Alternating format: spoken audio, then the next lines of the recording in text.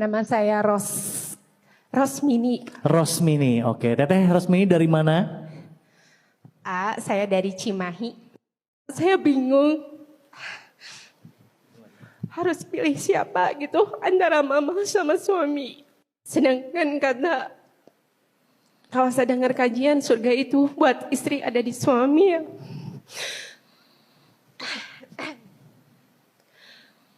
Suami saya suka marah-marah. Ya jelas mungkin dia stres dengan ujian hidup yang dia alami. Sementara saya sebagai istri selalu mendoakan, hanya itu yang saya bisa perbuat.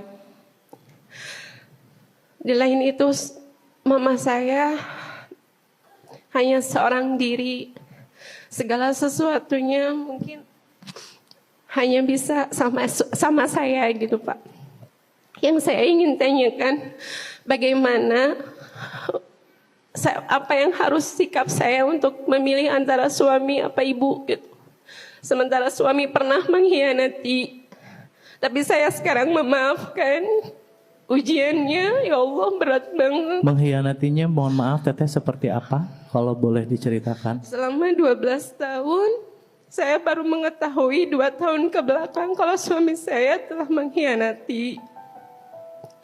Semenjak lahir anak saya yang kedua, itu Allah memanggil saya dengan buka handphone, periksa handphone. Entah kenapa ya Allah itu malam saya gak bisa ngelupain. Kebuka semua kelakuan dia yang ya Allah saya gak bisa sebutin. Akhirnya mama saya ngasih tahu, terserah kamu mau pisah atau enggak atau menjalani. Saya memilih ya Allah ini ujian. Saya akan memaafkan suami saya.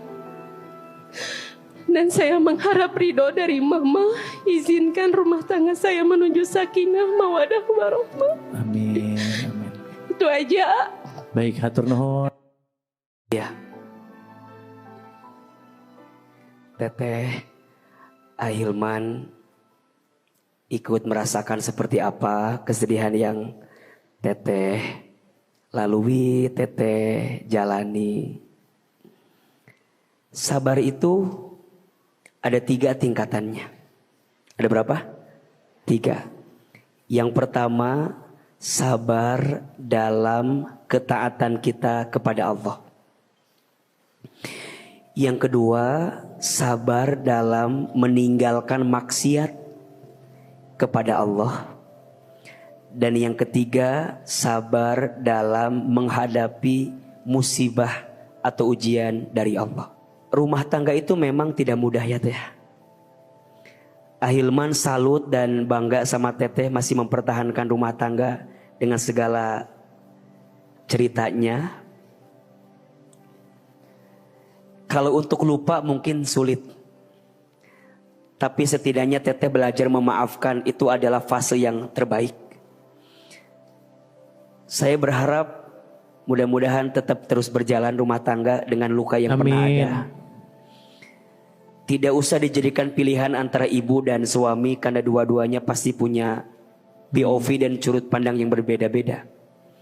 Seorang ibu pasti ingin anaknya bahagia, betul? Betul.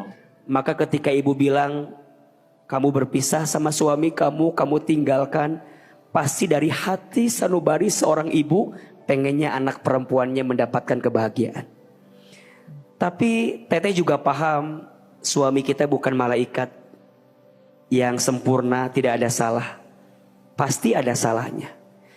Selama suami Teteh mau berubah, bisa berubah, ingin berubah, bertahan.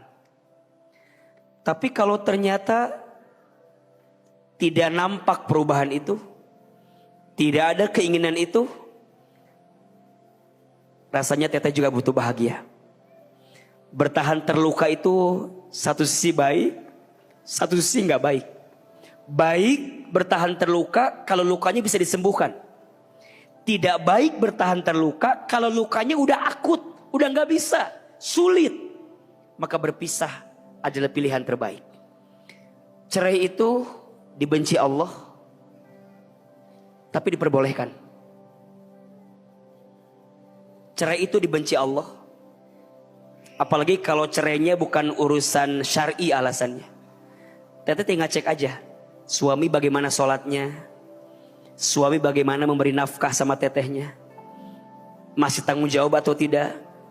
Ada KDRT atau tidak. Dia berbuat dosa besar atau tidak. Kalau selama semua listnya aman. Semua baik-baik aja. Pertahankan.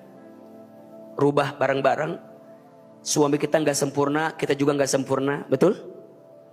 Bertahan terluka dengan semua luka yang pernah ada. Saya percaya setelah luka itu akan ada rasa manis yang bisa kita dapatkan. Amin, amin. Tepuk amin, tangan amin, buat amin. Teh Rusmini yang sudah berani cerita Luar biasa. dan curhat dengan kita semua. Betul. Teh Rosmini masih kuat kan?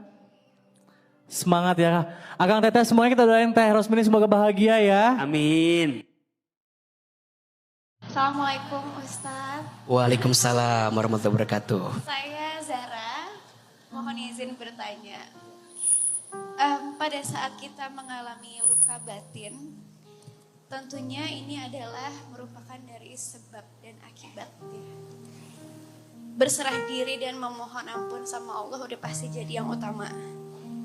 Lalu mana yang, maaf ya sedih jadinya. Gak apa-apa Teh Zahra, tenang aja.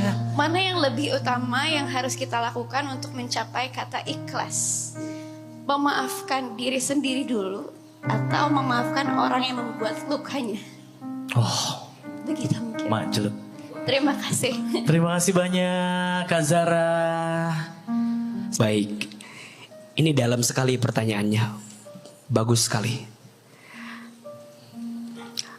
Ada 3 hubungan dalam hidupmu yang harus kamu perbaiki agar Allah perbaiki hatimu. Ada berapa hubungan?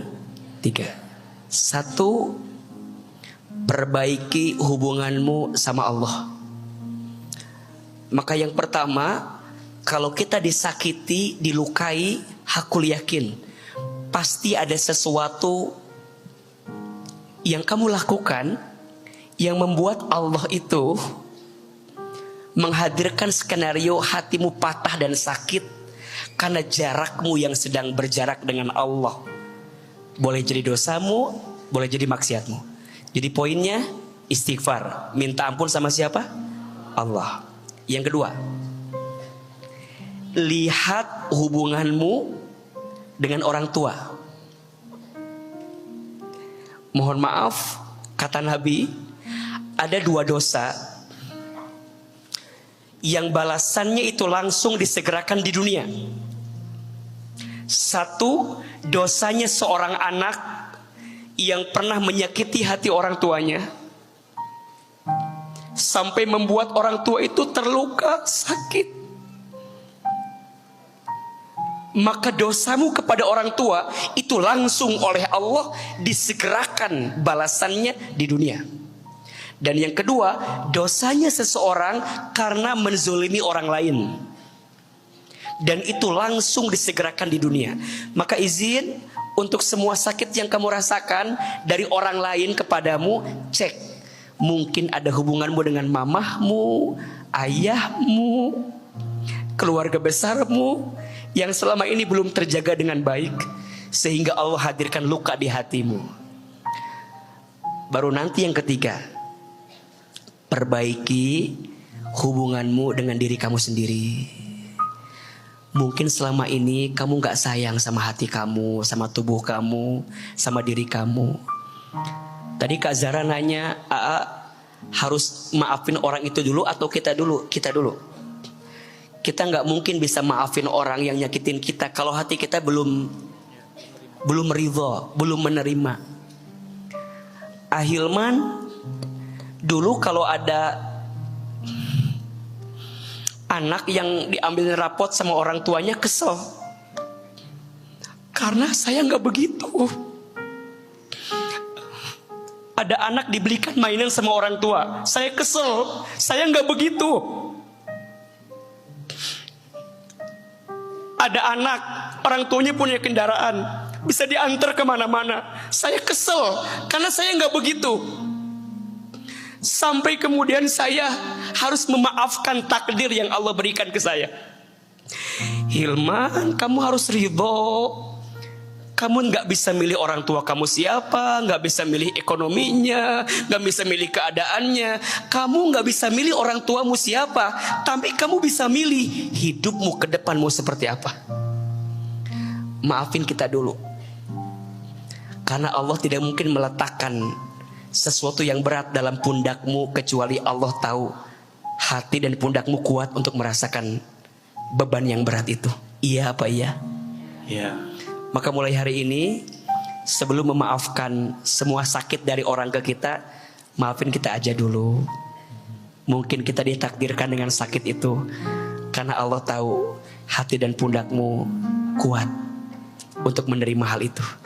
Kenapa nggak yang lain? Yang lain nggak kuat, kamu kuat. Mungkin kita bilang, ya Allah kenapa begini? Nanti kita bilang, ya Allah untung dulu begitu. Hilman, kamu diberatkan dalam hidupmu saat ini karena Allah sedang siapkan kamu jadi orang besar di waktu yang akan datang. Itu yang selalu kita kuatkan. Fa inna ma'al usri yusra. Inna ma'al usri yusra.